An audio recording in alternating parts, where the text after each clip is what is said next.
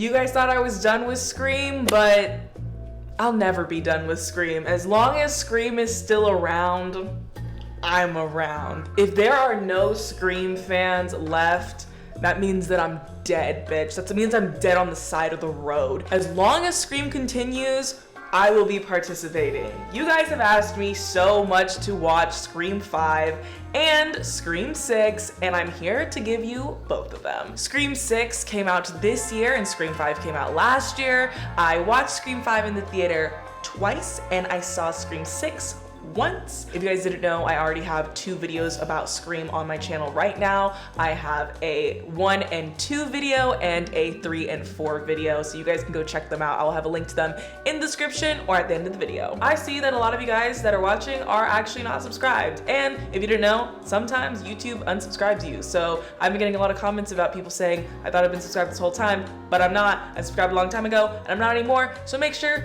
before we get started that you're just subscribed.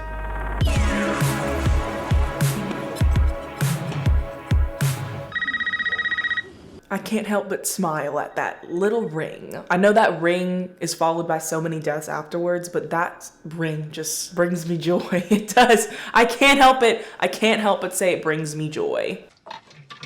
Would you like to play a game, Tara?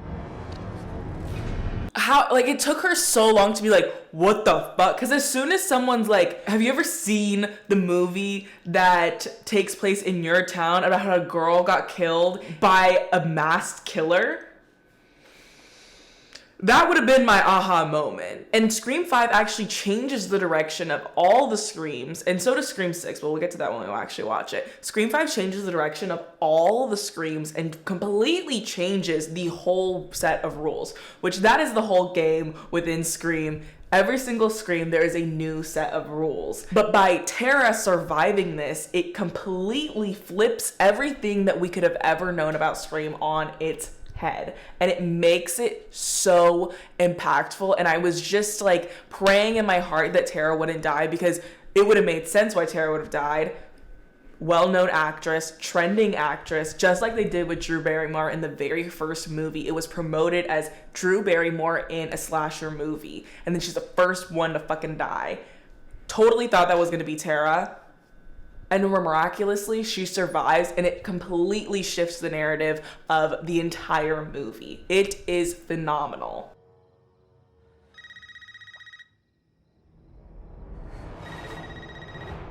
The way it just like literally was. Like, that's so funny that it was literally just like, it's not Amber. Like, it literally, it was her. Like, that is so funny. Ghostface is so stupid. Your first attack to her to be a slice is so dumb. He could have stabbed her straight in the gut right there. He is literally stupid. The police are on their way, asshole. Ghostface gets literally verbally degraded at every single chance. So that means every single Ghostface loves to be degraded. Inside your house before you could rearm. Ah! Why did I scream? Why did I scream? Because the thing is that first stab is a kill stab. That first stab is kill worthy. 3 organ stabs is a kill. I'm so sorry. Like, it is a kill. Every single movie within Scream, they just become more and more invincible to these stabs.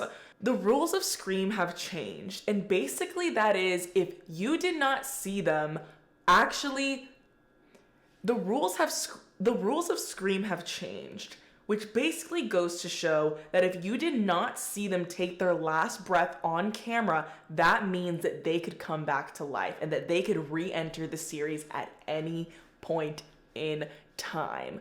You need to see their throat get slit. You need to see their, like, heart get removed from their body, or else they did not die. That is the new rules of the franchise after seeing basically every single character in Scream 5 somehow survive, which is very interesting, right? It's changing the entire game. We went from Scream to Scream 4 being, if you got even literally nicked by that knife, you're fucking done. Mind you, the first 4 are also created by Wes Craven, and Scream 5 and Scream 6 are the only within the series that have not been created by Wes Craven after he passed. So the new set of rules does really shake the ground that we walk on, basically. I literally sound like a crazy, like, tinfoil hat lady right now. Not only does it change the rules from Scream 5 and on, it changes rules for everything that we have seen in the past. No one is off limits from coming back, basically. Basically, the ghost faces are the only ones that we really don't see coming back, right? But any character that we've seen stabbed is basically up for interpretation on whether they come back or not. It's him, the Hobbs and Shaw. Bay's on the screen. Bay, no. Mason Gooding is so Bay. Like, he is stop. He's literally so Bay. Do you have your extra inhaler? Yeah, I'll be fine. Okay. It's not queer coding anymore if you're just showing someone that is in love with someone, right? Like, it's not queer coding if Amber is actually just in love with Tara and showing her that she loves her. Like, that's a lesbian. And that's a lesbian relationship. There's nothing wrong with it. But we can't say it's queer coded anymore. Stop saying, like, obviously queer things are queer coded. It's not queer coded. They're lesbians. Maybe he could have survived it. I don't know. That killing really doesn't make any sense. Like, it was kind of one of those one-off killings where it doesn't have really any connection. Does it have any connection to the other murders within the movie? No, it doesn't. It was just a nuisance that they tried to get rid of, basically. But I don't know why they would get rid of him, because he would have been the perfect target to put onto them. Not that any of his motives would really make sense, but in my opinion, I just find it to be kind of a odd kill.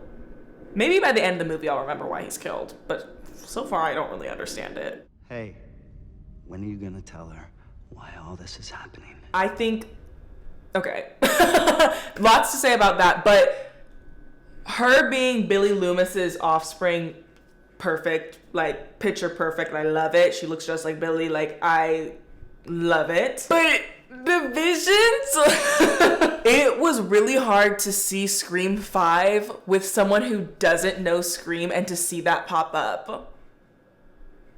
It was really hard. I like Scream corniness, but in like a camp way, not in like a lazy way. The things he's saying is like not what Billy Loomis would say, and I know that's also a layer onto it because she didn't actually know him, so her visions of him are completely different from what we know Billy Loomis to be, and the things that she would imagine him saying are things that Billy Loomis would probably never say because she didn't know him. And I feel like it is a bit too serious, in my opinion. Shitty Sam Elliott over here, or what? Rule number 2, the killer's motive is always connected to something in the past. Also, the freaking rules always look at the love interest. Okay, right. We already get that. But think about it this way. This is very interesting to me. Like, I am trying to be serious, and I do have a bunch of passion for this, but the way I am approaching each sentence is so insanely embarrassing. I'm like, and backtracking, like piggybacking off of what you were saying there with the first rule, we have not had a love interest killer since Scream 1. The only other love interest character that was a murderer was Billy Loomis himself. No other ghost face after Billy freaking Loomis was one of Sidney Prescott's love interests. Richie being a love interest to Sam and Amber being the love interest to Tara. It comes into full circle, being as we haven't seen it since the very first Scream, which is a fantastic thing to do. I am fucking crazy. But I am free. Play. 3 attacks so far, 1 dead. Something about this one just feels different. I think so often within the Scream like fandom, within the Scream fandom, so many people forget that Dewey's sister was a part of the killings of the very first Scream. I think so many people forget that, and people remember that Sydney's best friend died, but that was also Dewey's sister. And I think like we forget how trauma bonded they actually are, even from the very first movie. And not even like me pointing the finger, me like the Scream fandom. Me personally, I totally forget so often that his sister died. There is a reason why the audience forgets. And it is because of the movies. It's because they rarely reference Tatum. Just some food for thought for you. And it's a criticism I have for the Scream franchise. You know. I hate to say it, but I think Wes might be best kill of the movie. Like, this scene had me, I don't know, this scene really had a grip on me. And for this to be after I had already suspected him just made it even that much better, because I was just like being taunted throughout this scene. It was so brilliant. And it's a classic. They always do this in Scream, but this one was just, and that's what I love about Scream. I just love it that every single scene is like, just fucking with you. Like, I just feel like so like a part of a joke. Also best kill because, oh my god, the visuals of it were just so painful. Like, Wes's death has everything you need to make a good Scream kill. Basically laughing at the audience, emotional stakes being as his mom is dead right out front, and fucking gruesome death through the neck. Like, that was such an ingenious thing to show. I like props to that. Best death of the film. Best death of the film. I'm sorry about Judy. Yeah, me too. But she'll make a great chapter in your next book. They always throw so much shade to her about like her profiting, or specifically Dewey. Dewey throws a lot of shade at her for like the books, which in like the first like one, like when she comes back, and like two, I get it. I get when she comes back after selling the rights to her book about what happens and then it gets turned into the movie. I get why in the second one he's like, girl, what? But this is the fifth one. And you knew she was profiting off of it after you married her. Like, why are we still throwing shade at her? Like, you were married to her. Like, you didn't care about her profiting off the deaths of the Woodsboro victims when you wanted her coochie. Sorry. And I know I've been a Dewey lover this whole time, but someone had to call him out.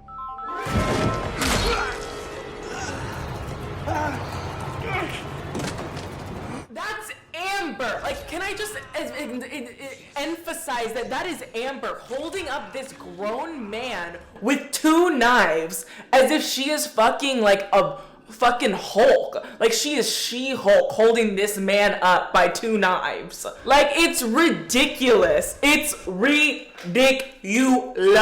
Ridiculous. And I can't even watch this scene. It makes me so sad.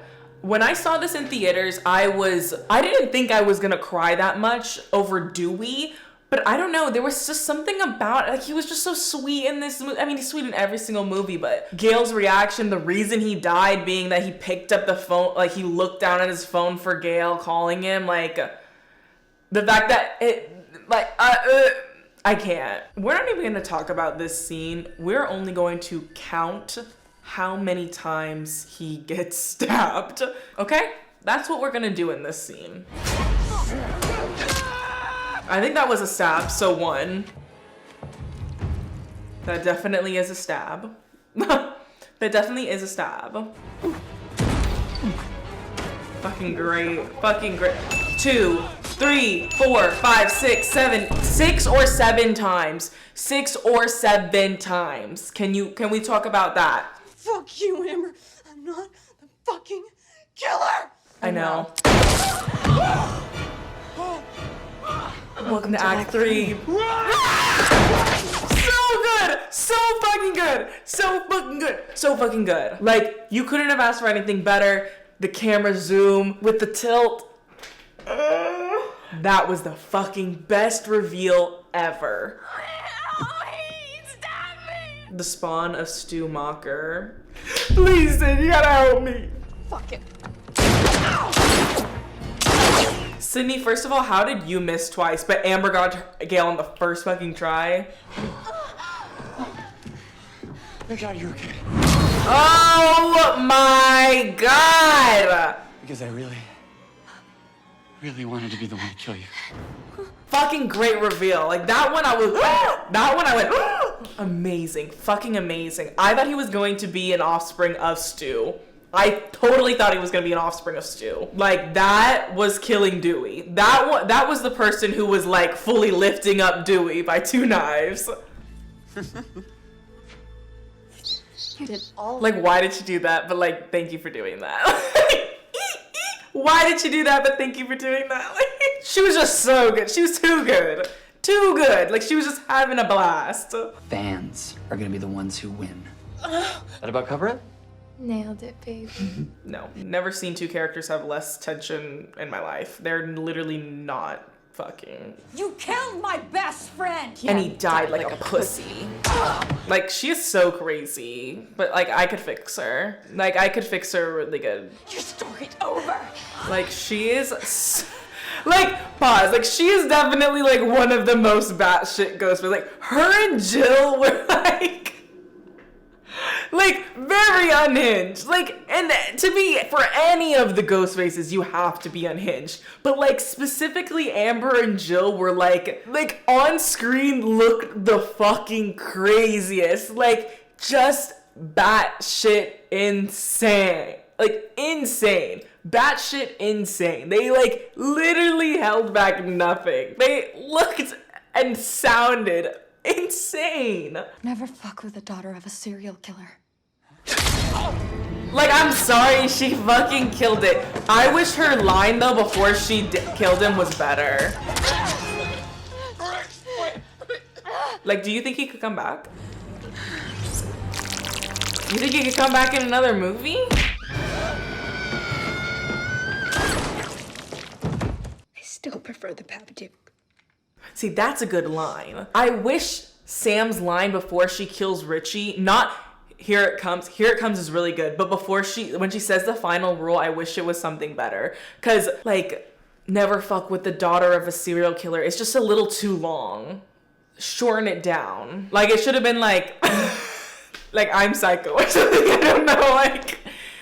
Or maybe something that, like, Billy says. Like, you forgot that we, like, all go a little mad sometimes. You know? Like, something a little bit more. Like, I feel like they could have referenced Billy in another way that wasn't that. Because it was a little too, like, never fuck with the daughter of a serial killer is too long for that moment. I feel like all of Sam's lines are just a little too long.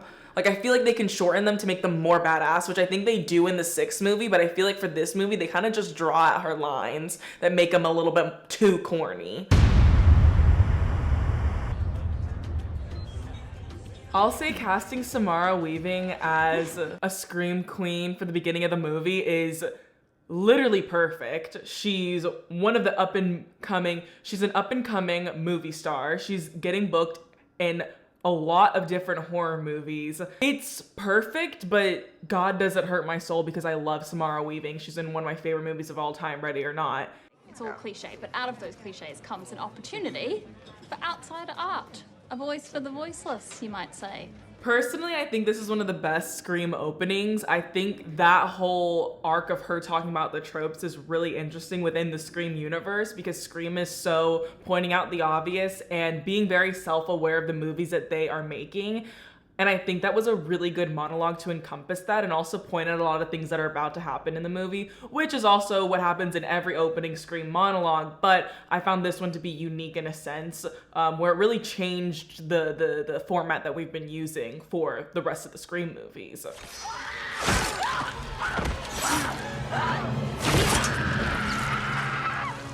Best Scream ever! Best fucking Scream ever, Samara Weaving.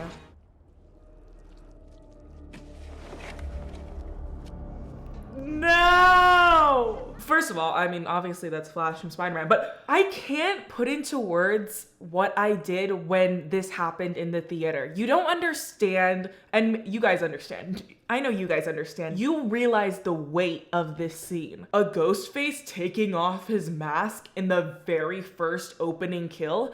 Never been done before. Even if you aren't a huge fan of Scream, you have to realize how how much this means in a Scream movie for that to happen. I was with someone who like had never seen a Scream movie before, and I was like, you don't understand how important this is. You don't understand like how much this changes everything. Like, they're not supposed to do that. Like, they're literally not supposed to do that, and I'm freaking out and I'm having a panic attack because I've never seen this happen before, and everything that I know about this universe is literally crumbling before my eyes, and it's in the best fucking way possible. We have to finish the movie. Who gives a fuck about movies? Yeah! No, dude, this movie was, I was literally like at the edge of my seat. I loved that line. Who gives a fuck about movies? Fuck, this movie is so good. This movie, it's more perfect than you could ever imagine. Ghostface's dialogue while he's in Ghostface is so freaking perfect. It levels everything up. It shows how much more passionate Ghostface is from the very first reveal of Ghostface. It's perfect. It's absolutely perfect. Richie was my boyfriend. Richie was framed. Hashtag innocent. Hashtag free Richie is what they said. I've never seen better screen caps from a movie than Scream movies. Anything that involves like the news or the press is the funniest thing ever. One of the major rules or kind of guides to screenwriting and kind of advice that like Steven Spielberg gives people is to keep the press out. I read it from the book Save the Cat, but it's basically don't bring in press because it shatters the illusion of the world you're trying to build. You're asking too many questions about the logistics of the universe and the story that you're trying to build. Scream does an amazing job with keeping the press in and still keeping us within that universe. And I think it's actually super well done, and they've done it since the very first movie ever. The press is a vital part of the movie without taking us out of the fictional aspects of Scream. I know a lot of the times I spend in my commentaries questioning and critiquing world building and the logistics of movies,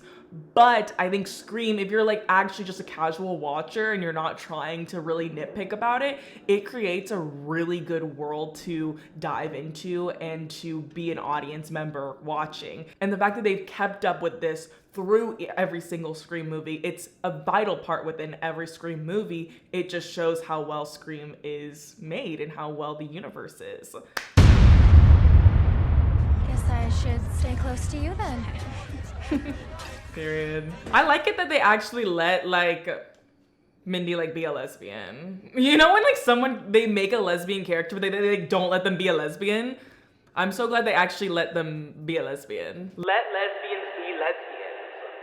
For Christ's sake, let them be lesbians. That's my bae! That's literally my boyfriend. Actually, those are both my boyfriends.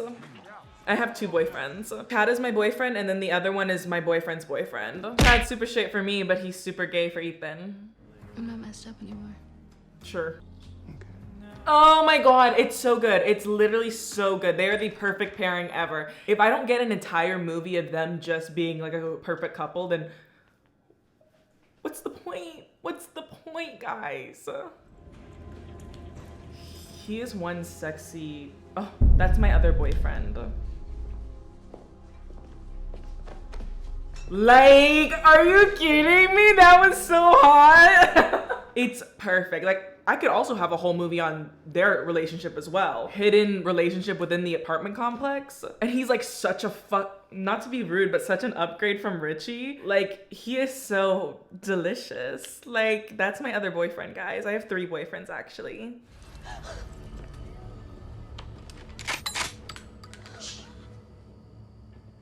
This is a fucking great scene. I knew from the trailer this was gonna be the best scene in the movie, and it is. It is so, it makes you like actually wanna shit yourself. Like my butthole was like this. Butthole was clenched through this scene. Like actually making it scary, which is something that like Scream kind of, sometimes they skip out on. Sometimes they skip out on the actual scary scenes, but this one was so well orchestrated. Like, come on, guys. That was a fucking great scene. Like, that scene was so well put together. It is so simple, yet so well done. And I loved it that they added something a little bit more simple like that. Just a simple scene of this little game, this little hide and seek. perfect. Can I help you? Special Agent Kirby Reed, FBI. Let's go! It's freaking Kirby! Your two Vics were residents of my city before they moved here for college. I literally love this so much. I was so excited when I heard Kirby was coming back for this movie. One of the best characters to bring back too, by the way. Many people could be like, this is fan service. I don't give a fuck. I don't give a fuck. Because I love fan service. It literally is fan service. Bringing Kirby back from the dead after we saw her get sliced on screen is completely fan service. But I'm a fan and I've been serviced. I have nothing to complain about. Kirby? Hey, Sam. What? We went to Woodsboro High together. She was a senior when I was a freshman. We share a certain history. That is so weird that they like literally glossed over that fact so quickly. Like Sam was at the same high school when Kirby got attacked. Like you don't realize the significance and the weight that Sam could have been a part of Scream 4. She could have been killed in Scream 4. Am I in the friend group? Yeah. Am I like one of the targets? Am I gonna die a virgin? Not if you see me first. Not if you see me first, Ethan, boyfriend. Not if you see me. That's literally my boyfriend. That's literally my boyfriend. Annika. Never trust the love interest. Even lesbians can be killers. Never trust the love interest, because what we learned from last time is that even lesbians can be killers. Okay, we have all been through some fucked up stuff, and we are coping with it differently. But I mean, we moved here together for one very specific reason. We're a team. I think they do a really good job at building the main cast of this movie and making them really likable, well-rounded characters. I think something that people hate when you get into new cast of the franchise. I don't like these characters as much. They're not as likable as the ones in the original. They're not as cool, not as badass. They're annoying. I think Scream does a really good job at making these characters people that we actually want to care about. I think that they built well off of things that they probably failed in the last movie. I think in the last movie, we didn't have enough time with the characters to really care about them, and they built off knowing that really well in this movie. Don't call it that, but we'll Of course, she grabbed his hand first. Come on.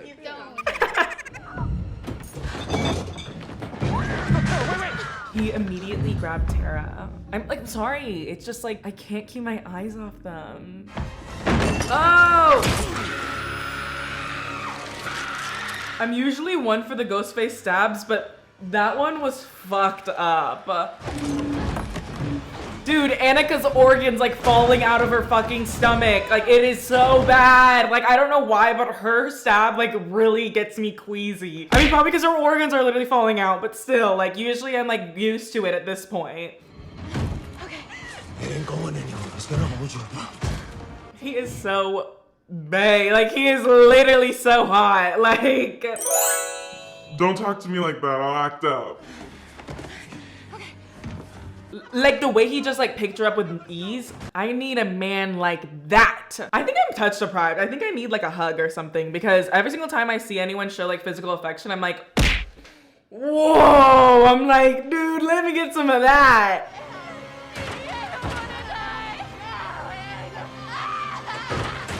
Oh my God. Like, oh my God. I have never seen a funnier, like, first of all, if she just picked up the fucking pace and went a little faster, they could have got her. Second of all, why was that Ghostface's like, why was that what he decided to do? Not push the ladder, not like climb on it and stab her in the middle, like just shake the fuck out of it. Like, if Ghostface is anything, it's a comedian. Because Ghostface will do anything for like a goofy little bit. Always. If it's funny, Ghostface will do it. When did they start letting children into the FBI? I have a gun, Gail. Okay, fine. You're gonna want to see this too. Gail is the best. Like, I don't care what, Gail has always been like my girl. Like I just love it how much of a bitch she is to everyone, but how willing she is to fold. Like, she always folds so quickly, but she also is a bitch to everyone. Get ready to slice up more motherfuckers. I would have been completely fine if they acted like that never happened in the last movie. I would have been completely fine if they literally made a plot hole that she never got visions again after her first kill. That would have been amazing. I would have loved that. You don't have to bring that up again. It's literally fine. I don't need to see it. I never needed to see it in the first place. To stop this.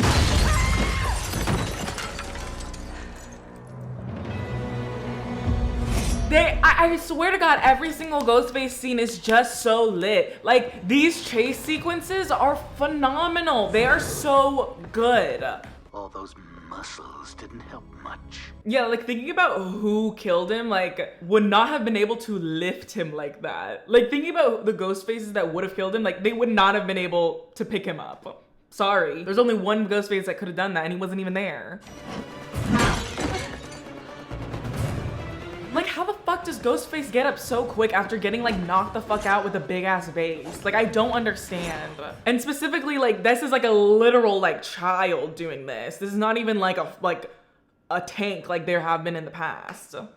Tell Sydney he never got me.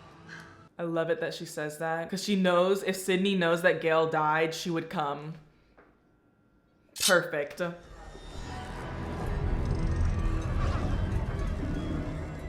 It should just be illegal to have Ghostface masks. Like, while there's an on-running investigation of Ghostface, why is Ghostface mask, like, legal to just, like, pop on? Just to have on, just to, like, do your thing. Like, that's stupid, and I resent it, and I will not stand for it. Anyway, I literally have a Ghostface mask in my closet right now. He literally stepped in front of her. Like, he would literally take a bullet for her. Like, my boyfriend is literally so protective. He did it with ease. He didn't second guess it at all. I'm actually on the floor on my hands and knees. Like, I actually... Oh! I'm sorry, but the way he, like, grabbed her neck and, like, he, like, leaned in. He didn't even let her speak. Like, he wanted to do that. He needed that. But you could also do it, like, a lot more times. I'm dead. Oh my God. Their first kiss being cut off by Ghostface is, like, iconic, but it's also, like, that was a perfect moment.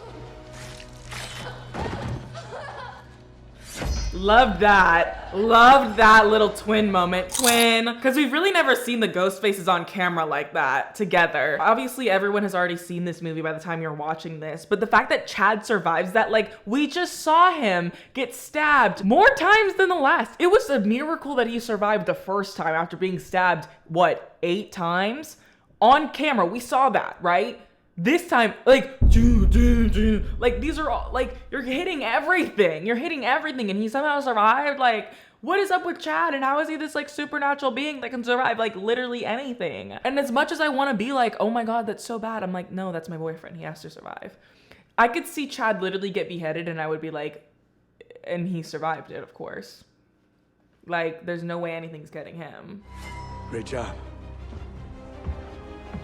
3 Ghostface!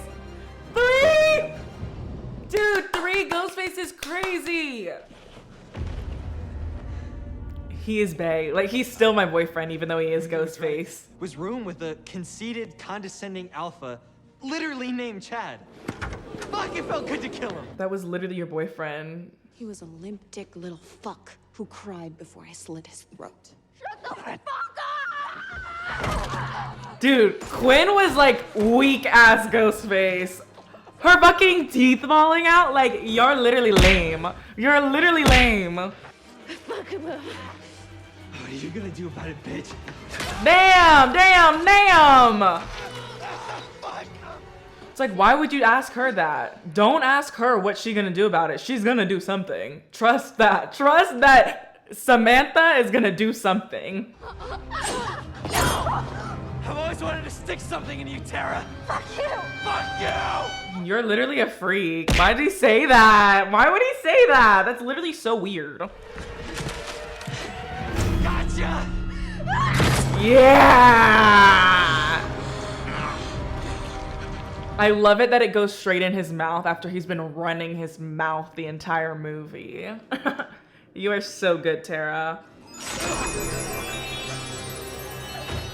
Yeah, he fucking sucked. I loved it that Tara got to like kill someone like with a stab. I know she killed Amber technically the second time, but ugh.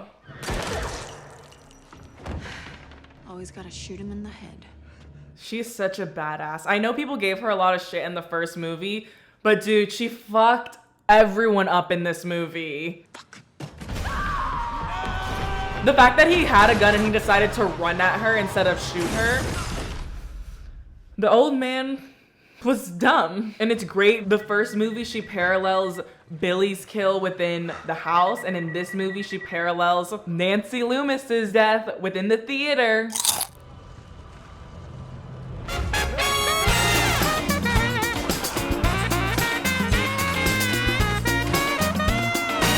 Dude, I love how hardcore Sam goes. I fucking love her. Like, in the background of the flames, she looks so fucking good. I can't express how amazing she is in this movie.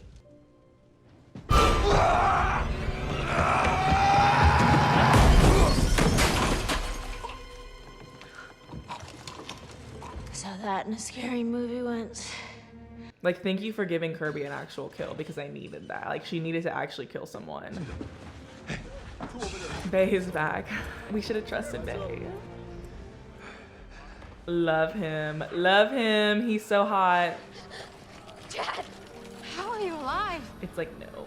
Like, as much as I love Chad, like, how is he alive? Four.